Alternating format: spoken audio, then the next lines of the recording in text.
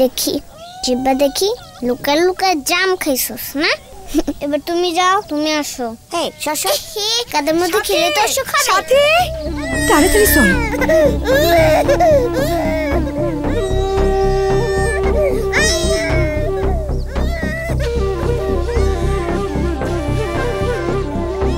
প্রতিদিন এটা করো রাতে একবার আপা বসেন দেখি আপনার কি লাগবে ডাক্তার আসতে কি বেশি দেরি হইব অবস্থা কি বেশি খারাপ বুবু